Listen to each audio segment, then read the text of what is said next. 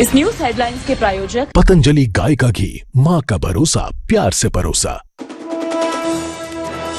मुख्यमंत्री नायब सिंह सैनी का दिल्ली दौरा, ट्रेन से दिल्ली पहुंचे सीएम, आज कई बैठकों में होंगे शामिल। महंगाई के खिलाफ कांग्रेस सड़कों पर आई, आज कैथल में कांग्रेस का प्रदर्शन, सुरजेवाला और राव नरेंद्र सिंह करेंगे अगुवाई। दिल्ली एनसीआर में ट्रांसपोर्टर्स की हड़ताल जारी, गुरुग्राम में जबरदस्ती ट्रक चालकों को हड़ताल में शामिल करवाते दिखे लोग, चलते ट्रकों के पहियों की निकाली हवा। गुरुग्राम में कैब ड्राइवर की महिला के साथ गंदी हरकत, महिला की शिकायत पर पुलिस में एक्शन, भोंडसी से आरोपी को दबोचा। हरियाणा में पुलिस का ताबड़तोड़ एनकाउंटर एक्शन, महेंद्रगढ़, कैथल और फरीदाबाद में बदमाशों का एनकाउंटर, कई बदमाश पकड़े। हिमाचल में अचानक बदला मौसम का मिजाज, कई जगहों में बारिश के साथ हुई बर्फबारी, लोगों को गर्मी से राहत।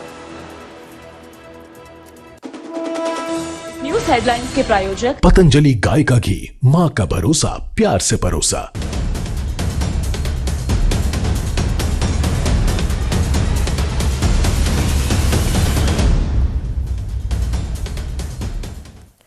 नमस्कार, स्वागत है न्यूज 18 पंजाब हरियाणा हिमाचल में। मैं आपके साथ कुलदीप भारद्वाज और हाजिर हूं हरियाणा हिमाचल प्राइम बुलेटिन लेकर।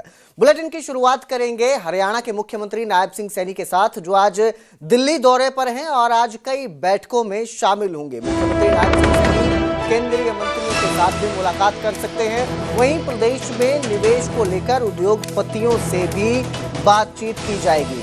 कल ट्रेन से दिल्ली मुख्यमंत्री नायब सिंह सैनी पहुंचे थे और ट्रेन से दिल्ली पहुंचकर बचत का भी संदेश दिया था, क्योंकि जिस तरह प्रधानमंत्री नरेंद्र मोदी ने अपील की है सभी से कि बचत की जाए, डीजल पेट्रोल की बचत करनी चाहिए, उसी का संदेश देते मुख्यमंत्री नायब सिंह सैनी नजर आए हैं और ट्रेन के जरिए दिल्ली पहुंचे थे। उम्मीद जताई जा रही है कई केंद्रीय मंत्रियों से आज मुलाकात कर सकते हैं। इसके साथ ही तेल की बचत को लेकर भी मुख्यमंत्री नायब सिंह सैनी ने पहले काफिले की गाड़ियों को भी कम किया था।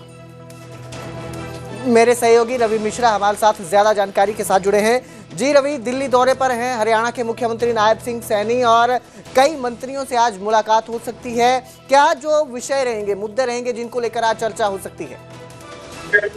देखिए, खास तौर पे कल देर शाम मुख्यमंत्री राजधानी दिल्ली पहुंचे और उसके बाद से आज बात करें तो राजधानी दिल्ली में कई मुख्य रूप से मुलाकातें करते हुए हरियाणा के मुख्यमंत्री नजर आएंगे। आपको बता दें कई उद्योगपतियों से मुख्यमंत्री को मुलाकात करनी है, जिसमें जापान के कुछ इंडस्ट्री से जुड़े हुए लोग हैं, उनसे मुलाकात करनी है। इसके अलावा बात करें तो राजधानी दिल्ली में मौजूद केंद्रीय मंत्रियों से भी समय मुख्यमंत्री ले सकते हैं।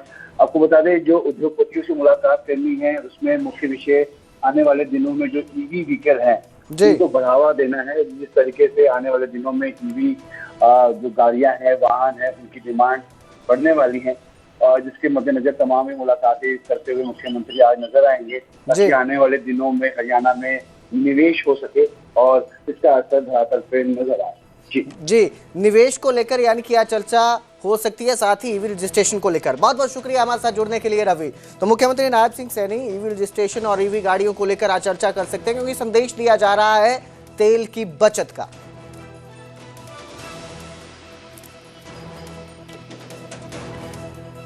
मुख्यमंत्री नायब सिंह सैनी लगातार पेट्रोल डीजल की बचत का संदेश दे रहे हैं। सबसे पहले मुख्यमंत्री ने अपने काफिले में कमी की, इसके बाद मुख्यमंत्री नायब सिंह सैनी साइकिल चलाते हुए नजर आए, सुखना लेक पहुंचे हुए थे और अब ट्रेन के जरिए सफर करते हुए नजर आ रहे हैं। संदेश साफ है कि बचत करनी है, तेल की बचत करनी है, डीजल की बचत करनी है। जिस तरह से प्रधानमंत्री नरेंद्र मोदी ने संदेश दिया था, अपील की थी सभी देशवासियों से कि बचत की जाए, तो हरियाणा के मुख्यमंत्री नायब सिंह सैनी इस संदेश को सबके सामने पेश करते नजर आ रहे हैं। बजट संदेश की 3 तस्वीरें आपकी स्क्रीन पर नजर आ रही हैं। पहले काफिले में कटौती की गई। जो भी मंत्री रहेंगे हरियाणा के और मुख्यमंत्री थे, उन्होंने अपने काफिले की गाड़ियों में कटौती की है। इसके साथ ही दूसरी तस्वीर सफर करने की है, वो भी साइकिल से। सुखना लेक पर मुख्यमंत्री नायब सिंह सैनी साइकिल के साथ पहुंचे थे। इस दौरान उन्होंने वहां पर लोगों से बातचीत भी की और अब ट्रेन के जरिए सफर किया है। ट्रेन के जरिए सफर करके दिल्ली पहुंचे हैं हरियाणा के मुख्यमंत्री नायब सिंह सैनी। साफ संदेश है पेट्रोल डीजल की बचत करना। इसके साथ ही एक संदेश और दिया जा रहा है हरियाणा सरकार की तरफ से, वो है इलेक्ट्रिक वाहनों की तरफ कदम बढ़ाने का। उनको इलेक्ट्रिक वाहनों के प्रति लोगों को जागरूक करने का भी कदम उठाया जा रहा है। इसके साथ ही ईवी रजिस्ट्रेशन को लेकर भी गाइडलाइंस जल्द ही हरियाणा सरकार की तरफ से आ सकती हैं।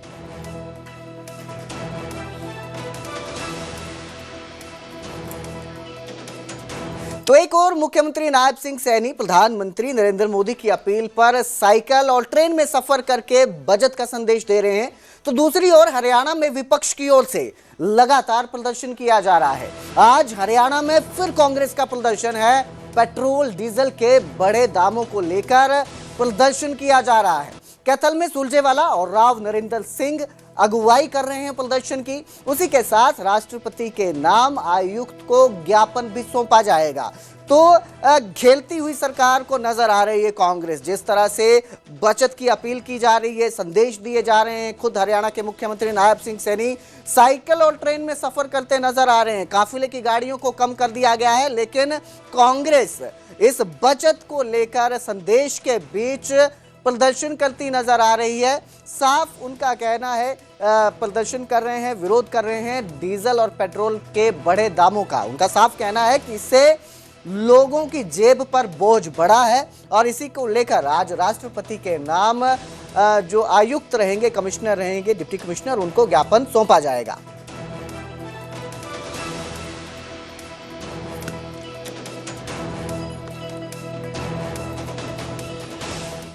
बुलेटिन में अब जिक्र करेंगे दिल्ली एनसीआर का, जहां ट्रांसपोर्टर्स की हड़ताल का आज दूसरा दिन है।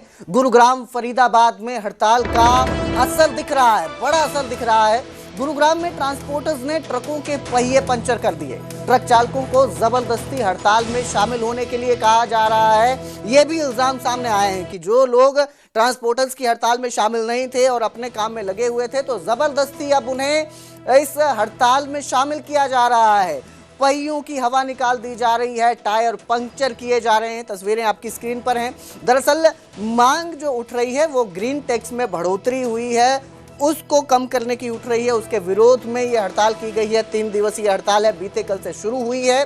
23 तारीख तक ये हड़ताल है और अगर इसी तरह से हड़ताल जारी रहती है तो ट्रांसपोर्टर्स की वजह से आम लोगों को भी परेशानियों का सामना करना पड़ सकता है, क्योंकि बहुत सारी ज़रूरत की ऐसी चीज़ें होती हैं जो ट्रांसपोर्ट पर निर्भर करती है। अगर हम रोज़मर्रा के जीवन की बात करें तो ब्रेड, दूध, अंडे जो रहते हैं, इसके अलावा भी सब्जियां जो रहती हैं वो ट्रांसपोर्ट के जरिए ही पहुंचती हैं आप तक। और अगर ये हड़ताल इसी तरह से जारी रहती है, प्रदर्शन जारी रहता है ट्रांसपोर्टर्स का, तो लोगों को परेशानी इससे देखने को मिल सकती है। गुरुग्राम में तो ज़बरदस्ती शामिल किया जा रहा है ट्रांसपोर्टर्स को। जो व्हीकल चालक हैं, जो ट्रक चालक हैं, उनके टायरों की, गाड़ियों के टायरों की हवा निकाल दी जा रही है, पंक्चर किए जा रहे हैं और सबको इस प्रदर्शन में शामिल किया जा रहा है। तेरे को पता नहीं हड़ताल है? 25 दिन से आदमी भोग रहे हैं, तेरे को पता नहीं हड़ताल है? 25 दिन से बोल रहे हैं। पता नहीं था सर। उठक बैठक मार 5 बार। सर अगर पता रहे 5 बार उठक बैठक मार। 5 बार मार। ਗੱਡੀਆਂ ਲੋਡ ਹੋਣ ਜਾ ਰਹੀਆਂ ਸੀ। ਗੱਡੀਆਂ ਸਾਰੀਆਂ ਦੀਆਂ ਸਾਰੀਆਂ ਦੁਬਾਰਾ ਅੰਦਰ ਭੇਜੀਆਂ ਨੇ। ਇੱਥੇ ਨਾਕਾ ਲਾ ਕੇ ਖੜੇ ਆ। और इस सब के बीच गुरुग्राम से ही एक शर्मनाक हरकत भी सामने आई है, जहां कैब ड्राइवर ने महिला के साथ गंदी हरकत की। कैब ड्राइवर ने बीच रास्ते में ही हरकत की है, जिसके बाद महिला ने विरोध किया तो फरार हो गया आरोपी। महिला की शिकायत के बाद आरोपी की गिरफ्तारी की गई है। गुरुग्राम के भौंडसी से पुलिस ने आरोपी को दबोच लिया है। तो काफी गंभीर यह विषय है क्योंकि कैब इस्तेमाल की जाती है। बहुत सारे लोग अपने दिनचर्या में एक जगह से दूसरे जगह जाने के लिए कैब का इस्तेमाल करते हैं। इवन अगर हम अपने घर की बात करें तो हमारे घर में भी लोग आजकल कैब का इस्तेमाल कर रहे हैं। आपकी बहन है, आपकी माँ है जो कैब में जाती है, और इस सब के बीच जो कैब ड्राइवर है इस तरह की हरकत करता है तो गंभीर यह मामला है। क्योंकि आज इस महिला के साथ हुआ है, कल को इसी तरह से अगर सख्त एक्शन नहीं लिया गया तो ये किसी और के साथ भी हो सकता है। ऐसे में गंदी हरकत करने वाला जो ये ड्राइवर है, जो बीच सड़क में, बीच रास्ते में ही इस तरह की वारदात को, घटना को अंजाम देता है, मौके से फरार हो जाता है। फिलहाल आरोपी को गिरफ्तार कर लिया है और पुलिस ने गुरुग्राम के भौंडसी इलाके से आरोपी को दबोचा है।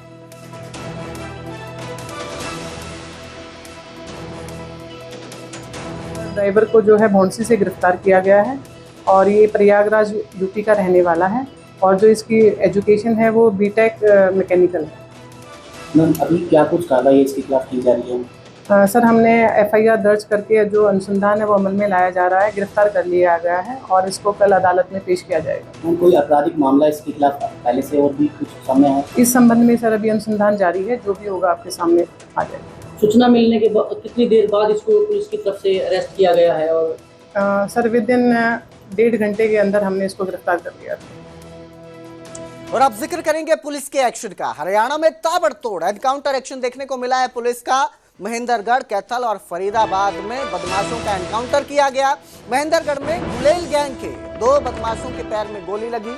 पुलिस ने गुलेल गैंग के 5 बदमाशों को काबू कर लिया है। वहीं अगर जिक्र कैथल का करें तो संदिग्ध हालत में मौत हो गई। स्पोर्ट्स यूनिवर्सिटी में स्विमिंग पूल में डूबने से मौत हुई है।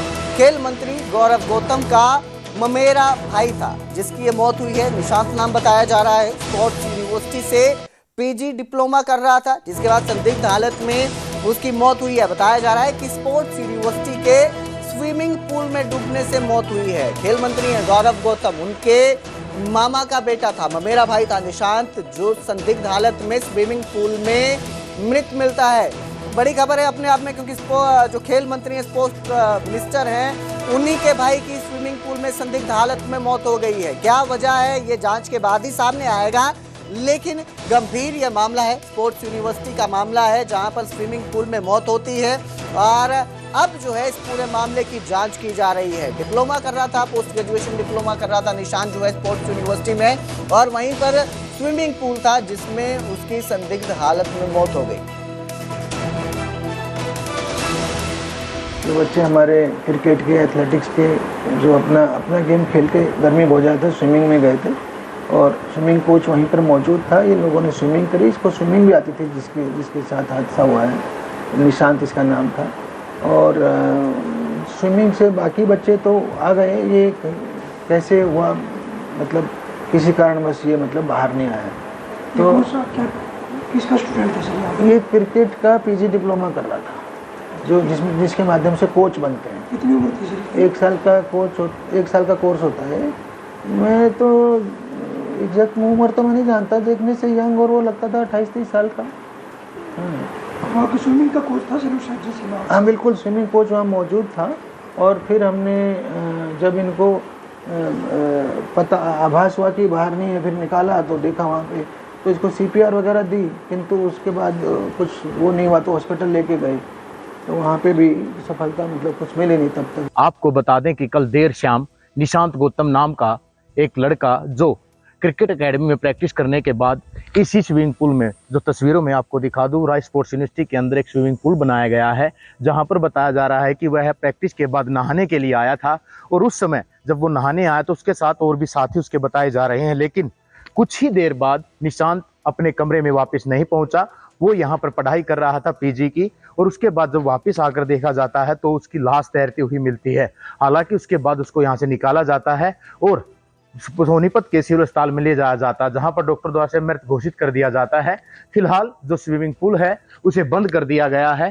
स्विमिंग पूल जो राय स्पोर्ट्स यूनिवर्सिटी में बनाया गया है वो बंद है। यहाँ पर हालांकि बताया जा रहा है कि जांच अभी पुलिस की पूरी नहीं हुई है कि आखिरकार यह हादसा कैसे हुआ है और क्यों हुआ, जिसकी वजह से स्विमिंग पूल को फिलहाल बंद किया गया है। लेकिन इस दर्दनाक हादसे में निशांत गौतम की मौत हो चुकी है। निशांत गौतम जो दिल्ली के गौतम नगर का रहने वाला था, फिलहाल वो पलवल के रहने वाले लेकिन दिल्ली के गौतम नगर में रहते थे। पिता दिल्ली पुलिस में बताए जा रहे हैं और ये इसके 2 भाई थे और निशांत शादीशुदा भी बताया जा रहा है। इसी के साथ फिलहाल पूरे मामले में राय थाना पुलिस जांच कर रही है। स्पोर्ट्स यूनिवर्सिटी के जो वाइस चांसलर हैं उनका भी ये कहना है कि हादसा कैसे और क्या हुआ, क्यों हुआ, इसकी पूछताछ जो साथी थे और जो अन्य कोच थे उनसे की जा रही है। लेकिन अभी तक ये हादसा किस वजह से हुआ जिसमें निशांत की जान गई, इसका खुलासा नहीं हुआ है। बहरहाल अब पुलिस जांच में साफ हो पाएगा कि आखिरकार निशांत की मौत स्विमिंग पूल में किस तरह हुई है। और अब जिक्र करेंगे सद्भाव यात्रा का। कल बृजेंद्र सिंह की सद्भाव यात्रा का समापन होगा। रोहतक में यात्रा समाप्त होगी। इसको लेकर चौधरी बीरेंद्र सिंह का बयान भी सामने आया और उन्होंने कहा कि हमने 12 प्रमुख नेताओं को बुलाया है। भूपेंद्र सिंह हुड्डा को भी निमंत्रण दिया गया है। इसके साथ ही कुमारी शैलजा और सुरजेवाला को भी निमंत्रण दिया गया है।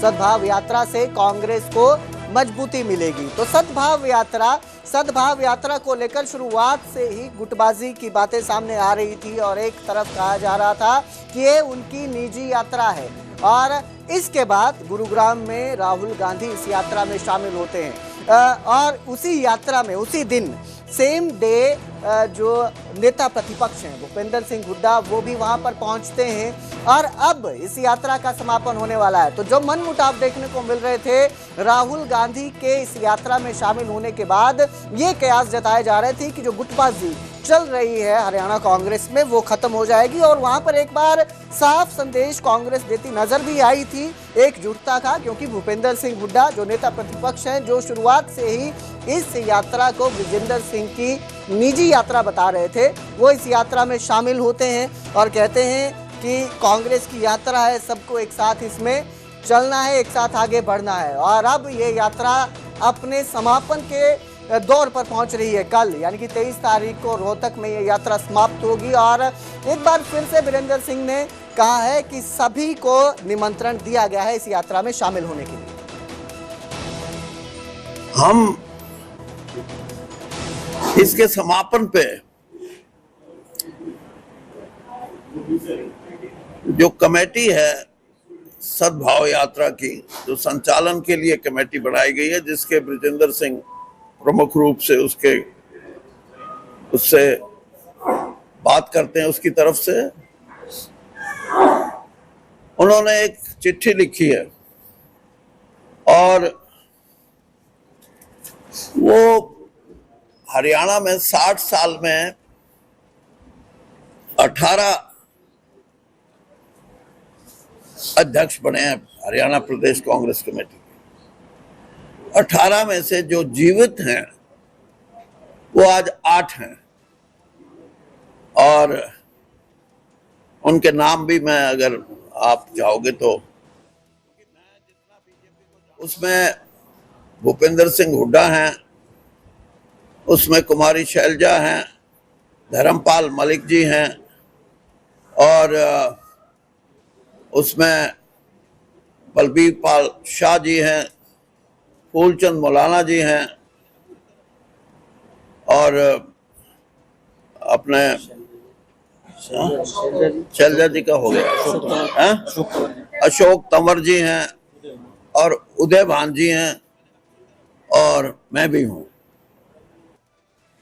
बुलेटिन में अब जिक्र करेंगे हिमाचल प्रदेश का।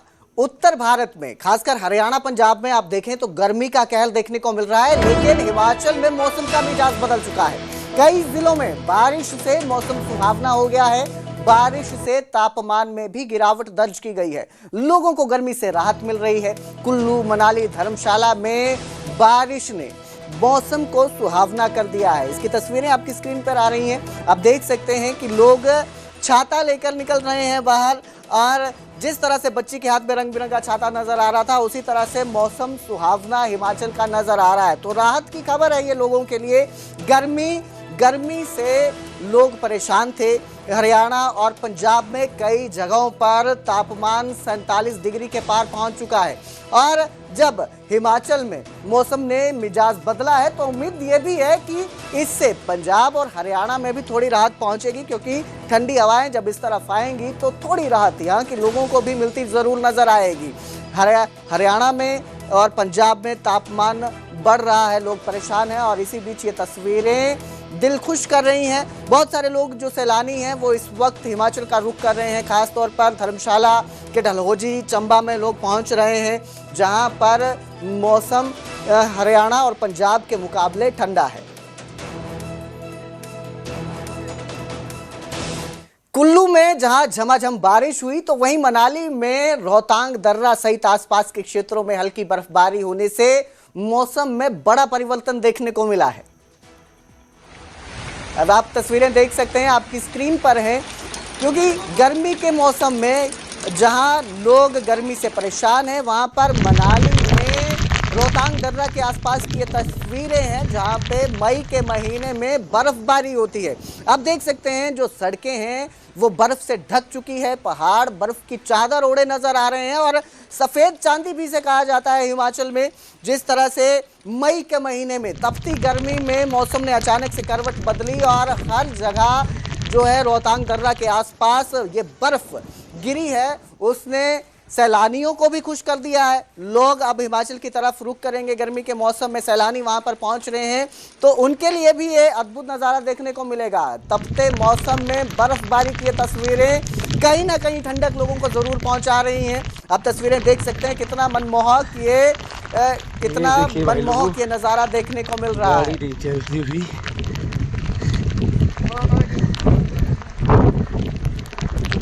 तो बर्फबारी की ये तस्वीरें हैं और गर्मी के महीने में, मई के महीने में जिसे कहते हैं कि भयंकर भीषण गर्मी देखने को मिलती है, वहीं हिमाचल से ये तस्वीरें सामने आती हैं।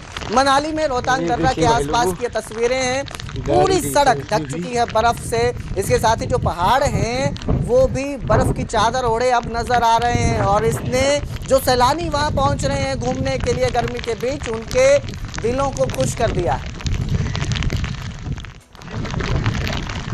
मनाली सहित आसपास के क्षेत्रों में जहां हल्की बारिश हो रही है तो वहीं विश्व विख्यात रोहतांग पर मई के महीने में भी हल्की बर्फबारी हुई है, जिससे यहां का तापमान में काफी गिरावट देखने को मिली। फिलहाल ऐसे में जो सैलानी इन दिनों कुल्लू मनाली घूमने पहुंचे हैं वे यहां पर आकर इस सुहावने मौसम का जमकर लुत्फ लेते हुए नजर आ रहे हैं। फिलहाल मैं तस्वीर दिखा रहा हूं, आप देखते हैं कि किस तरह का मौसम यहाँ पर जो है चल रहा है। हल्की बारिश हो रही है, रिमझिम बारिश इसमें चल रही है, तो ऐसे में तापमान में यहाँ पर जो है गिरावट देखने को मिल रही है। हालांकि मैदानी क्षेत्रों में जिस तरह लगातार जो है गर्मी बढ़ती जा रही है और लोगों का घरों से बाहर निकलना भी मुश्किल हो रहा है, तो वहीं दूसरी ओर मनाली और आसपास के इलाकों में मौसम इसके बिल्कुल विपरीत चल रहा है और यहाँ पर जो है तापमान में काफी गिरावट देखने मिल रही है और काफी राहत लोगों को यहाँ पर जो है मिलती नजर आती है। हालांकि बीते दिनों जहाँ हल्की सी वृद्धि तापमान में दोपहर के समय हुई थी, तो वहीं अब जिस तरह मौसम एक बार फिर से करवट बदली है तो वहीं कहीं ना कहीं अब जो है वो गर्मी से यहाँ पर जो है लोगों को राहत मिली और इसके साथ ही जिस तरह मौसम यहाँ पर जो ठंडा चल रहा है तो इससे जो स्थानीय लोग हैं, चाहे पर्यटन कारोबारी है, वे काफी जो है यहाँ पर प्रसन्न नजर आ रहे हैं। उनका मानना है कि जिस तरह जो मौसम यहाँ पे चल रहा है और जो खासकर विशेषतर जो रोहतांग दर्रे में हल्की बर्फबारी हुई है, इससे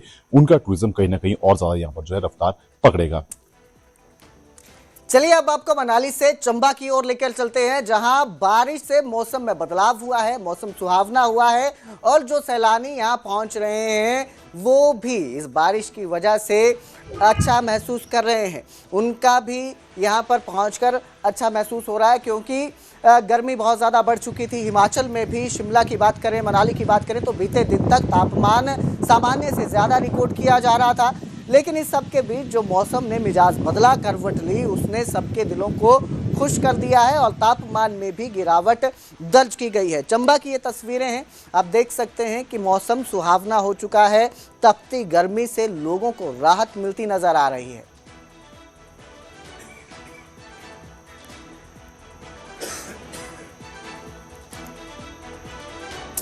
हरियाणा हिमाचल प्राइम में फिलहाल इतना ही। बाकी की खबरों के लिए देखते रहिए न्यूज़ 18 पंजाब हरियाणा हिमाचल।